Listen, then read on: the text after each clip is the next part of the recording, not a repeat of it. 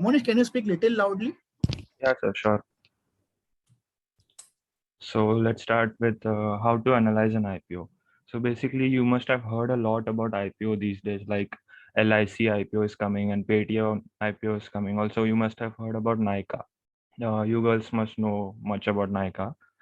Also, Zomato IPO was a great success this time. So basically, what is an IPO? IPO is the process by which a private company can go public. Basically, it is a primary market instrument through which it gets listed on stock market. So we'll decide and plan this how to analyze IPO in 7 points. Firstly, we'll go through the draft red herring prospectus of the company. What is a prospectus? So prospectus is like similar to what you get it from the college. It is a 400-page document which you can easily get from SEBI's website or even private websites like Chittorgarh. So you need to start your research from this draft red herring prospectus only. From here, you can see products and services, their revenues, also the sources of raw material as well. And यहाँ पे आप manufacturing units भी देख सकते हो, जैसे कि कितने मैन्युफैक्चरिंग यूनिट्स है कंपनी के, या फिर उसका कैपेसिटी यूटिलाइजेशन कितना है, और उसका एक्सपोर्ट्स और डोमेस्टिक सेल्स परसेंटेज कितना है. या फिर you can also check long term contracts like Page Industries which is into preparing of garments. उसका जॉकी के साथ कॉन्ट्रैक्ट है टिल 2040 तक. तो ये एक बहुत लॉन्ग टर्म बेस्ड इन्वेस्टमेंट हो सकती है अच्छी वाली. फिर उसके बाद फ्यूचर प्लान क्या है कंपनीज के, उसके इम्प्लीमेंटेशंस कहाँ तक पहुंचे हैं, मतलब क्या उनका प्लानिंग चल रहा है, उस हिसाब से आप आईपीओ को फंडामेंटली ट्रैक कर सकते हो. सो नेक्स्ट पॉइंट में आएगा, ये 3 चीज़ें आएंगी जिसमें इकोनॉमी एनालिसिस फर्स्ट आएगा, जिसमें ब्रिजेश ने जैसे मैक्रो फैक्टर्स कवर किए वो सारे यहाँ आएंगे. फिर इंडस्ट्री एनालिसिस होगी, फिर कंपनी एनालिसिस. तो इसे कहते हैं top to bottom approach. So first economy analysis, इसमें आते हैं GDP, balance of trade, interest rates, फिर ओवरऑल स्टॉक मार्केट का एनालिसिस, सरप्लस एंड डेफिसिट, ये सारी चीज़ें इसके अंडर आती है. तो बेसिकली ब्रिजेश ने सारी कवर कर लिया है, तो मैं इसमें ज़्यादा डीप नहीं जा रहा. आपको ये सारे रिसोर्सेस काफ़ी जगह मिल जाएंगे, जैसे आरबीआई के साइट्स पे या फिर आईएमएफ के वेबसाइट पे, नहीं तो डिपार्टमेंट ऑफ इकोनॉमिक के वेबसाइट पे भी मिल जाएंगे. तो ये बेसिकली पहले देखना होता है, जैसे कि अभी आप अगर नहीं देखोगे तो 2008 के क्राइसिस में आप नोटिस करोगे तो हार्डली कुछ आईपीओ आया है, और अभी जैसा बुल रन चालू है तो मतलब आईपीओ पे आईपीओ आ रहा है. तो कभी भी कोई आईपीओ अगर बेयर के टाइम आया, बेयर मार्केट के टाइम, तो उसका हाई चांस है कि वो मतलब डिस्काउंट में लिस्ट होगा. तो ये सारी फैक्टर्स भी देखनी पड़ती है बिफोर इन्वेस्टिंग.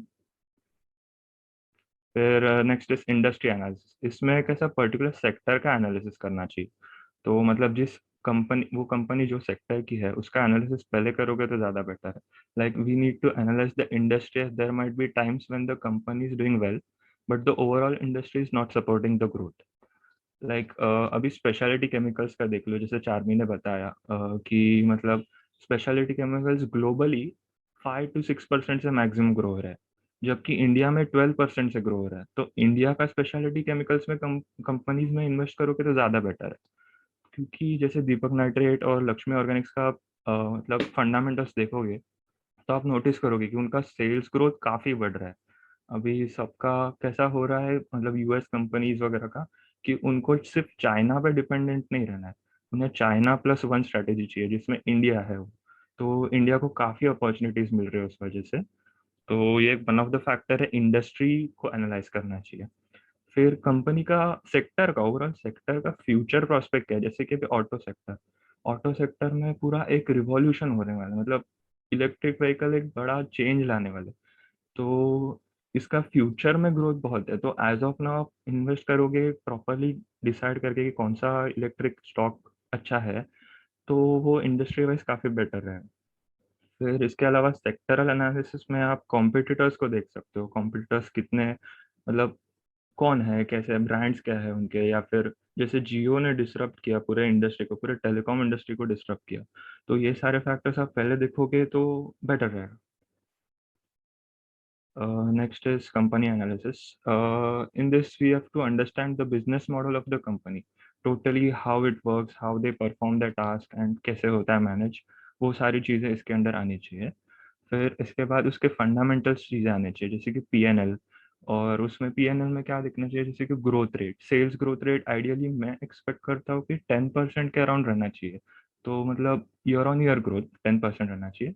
और एबिटा और एबिटा मार्जिन मतलब ऑपरेटिंग प्रॉफिट वो भी पॉजिटिव रहना चाहिए और ग्रोइंग रहना चाहिए, तो काफ़ी बेटर रहेगा. फिर उसके बाद बैलेंस शीट में आप उसके एसेट्स देख सकते हो, नोट्स टू अकाउंट्स में उसके बाकी डिटेल्स देख सकते हो. कैश फ्लो स्टेटमेंट में आप ऑपरेशंस देख सकते हो, जैसे कि कैश फ्लो फ्रॉम ऑपरेशंस, वो सब चीज़ें पॉजिटिव रहेगी ना तो ज़्यादा बेटर है. फिर रेशियो एनालिसिस में मैं कंसिडर करता हूँ कि डेट टू इक्विटी रेशियो जो है वो 1 से ज़्यादा नहीं होना चाहिए. अगर वो ज़्यादा है तो वो मैं कंसिडर करता हूँ कि कैपिटल इंटेंसिव बिजनेस है, तो थोड़ा रिस्की है. और इसके अलावा रेशियो एनालिसिस में आप आरओसीई कंसिडर कर सकते हो, जो 20% से ज़्यादा रहेगा तो अच्छा है.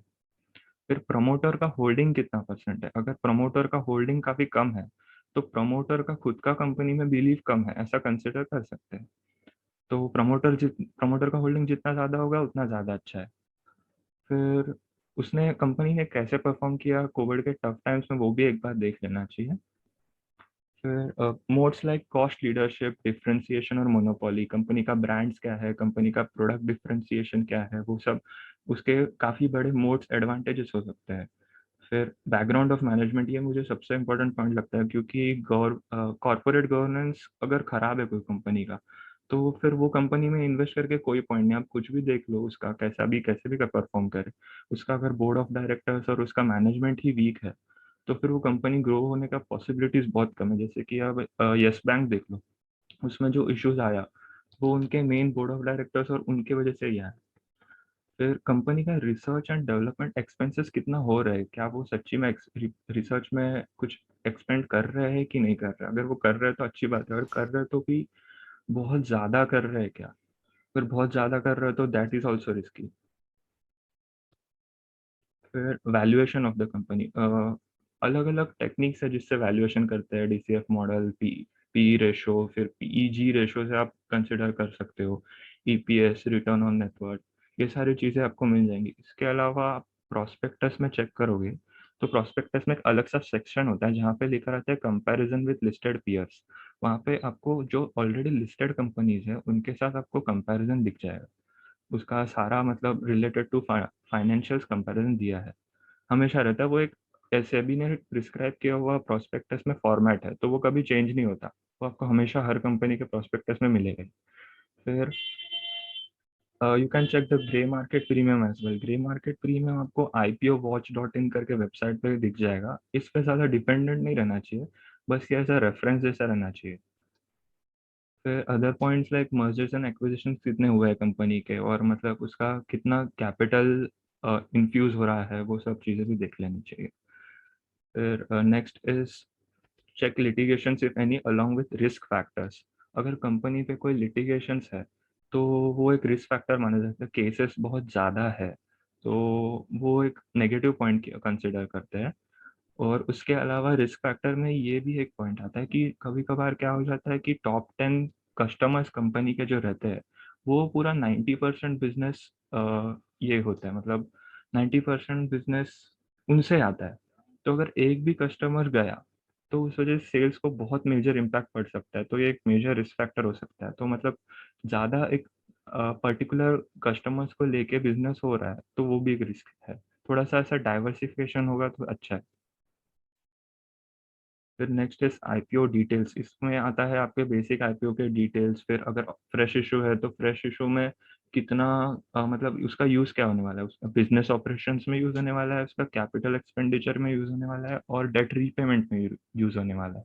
और अगर ऑफर फॉर सेल है तो थोड़ा ऑफर फॉर सेल रहेगा तो ठीक है. अगर एक्सट्रीम मतलब वो प्रमोटर्स अपना पूरा स्टेक बेच के निकलना ही चाहते हैं तो फिर वो एक नेगेटिव पॉइंट हो गया. थोड़ा बहुत ठीक है, थोड़ा बहुत ऑफर फॉर सेल रहेगा तो बराबर चलता है. फिर IPO ratings can be given by rating agencies as well. अलग अलग मतलब एएमसीज और बड़े बड़े फंड हाउसेस भी उनका रेटिंग का अपना एक ये बता मतलब पीडीएफ फाइल्स रिलीज करते हैं बिफोर द आईपीओ. फिर उसके अलावा क्राइसिल और इकरा जैसे क्रेडिट रेटिंग्स भी अपना पॉइंट ऑफ व्यू देते हैं, और उनका जो भी उनका रेटिंग्स है क्रेडिट का वो थोड़ा अच्छे से डिफाइन करते हैं। तो आप वो भी पढ़ के अपना एक बेस ऐसा कंक्लूजन डिसाइड कर सकते हो कि ये कंपनी इन्वेस्टेबल है या नहीं। So that's it, thank you. Okay, so I guess the litigation point was really good, because that is thank you. something people don't usually observe much. Okay, so guys, I guess Smita Patil is the group leader for group 5, how to analyze an IPO. Smita, any questions from your group? Yes, Smita, sir. Nikita, Sheikh, Sanchita, again Sheikh, Shreya, Purva, Priyanka, Supriya, Muskan. Okay, but let me just first ask, okay, do you guys invest into an IPO? Anyone out of your group? No, sir. Yeah. Anyone from these 10 people invest in IPO? No. Okay. Yes, you can ask the questions. Monish? Public many के लिए days? IPO 3 days ही open होता है, उसका मतलब वो 3 days में आप apply कर सकते हो। Okay. Anyone else? Company invested no, इतना नीड नहीं। अगर वह हैवी इन्वेस्टमेंट है तो ही नीड है। अगर मतलब वो दूसरे कंपनी का बाकी कंपनीज में हैवी इन्वेस्टमेंट है तो देखने का नीड है, नहीं तो ऐसे तो Sir, बहुत पेरेंट कंपनीज रहते हैं।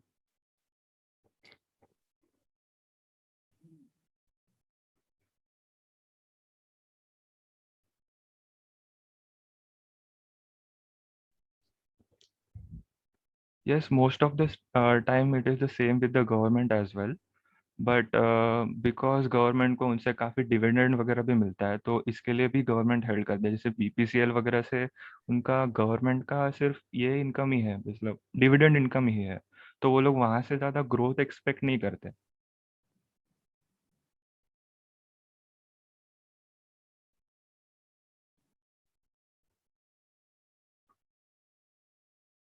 sir, I'm having one doubt, one question.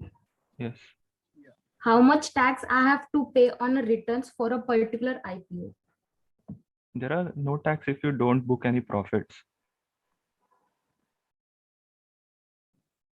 There is short term capital gain tax, then there is long term. If you invest for up till 1 year, then it is tax free up to 1 lakh.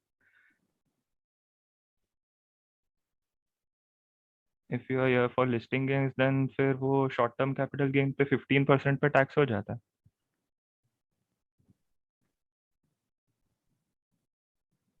So the risk Okay. factors involved in an IPO, I guess Monish has covered that, because if I guess 10% of the people are giving 90% of the business, that can also be one of the risk factors, Yes, right? yes, yeah.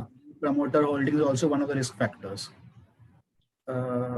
IPO is a good bet to get into the stock markets. IPOs is very simple. Agar let's say Infinite Financial Academy 5 years down the line want to come up in the market, they want to raise the capital, तो मैं यहाँ पे सब 67 लोग हैं, सबको मैं बोलूंगा कि यार आप हमें पैसे दो, हम बिजनेस करना चाहते हैं, हम आपको रिटर्न्स बना के देंगे। तो वो एक जनरल साइकोलॉजी हो गया कि हाँ मैं आईपीओ ला रहा हूँ, पब्लिक से पैसा ले रहा हूँ। तो if you will analyse my company, right, आप देखोगे कि हमारे पास कितना स्टूडेंट बेस है, हम कहाँ पे एक्सपांडेड है, हमारे प्रॉफिट्स कितने हैं, प्रमोटर्स कौन कौन है, ये सब देखने के बाद आप सोचोगे कि ठीक है यार इन्फिनिट फाइनेंशियल एकेडमी में मैं पैसे लगा सकता हूँ या नहीं लगा सकता हूँ। That is simple IPO. Yes, demat account होना कंपलसरी है आईपीओ के लिए। What factors affect IPO? IPO का अभी मैंने जस्ट बताया कि मतलब इकोनॉमिक ओवरऑल फैक्टर्स इफेक्ट होते हैं, फिर न्यूज़ रिलेटेड फैक्टर्स इफेक्ट होते हैं, फिर कंपनी स्पेसिफिक रिलेटेड फैक्टर्स भी इफेक्ट होते हैं। सर आईपीओ में कितने देर, how long should you stay invested in IPO? If you are planning for listing gains, then you can leave on the day of a listing only.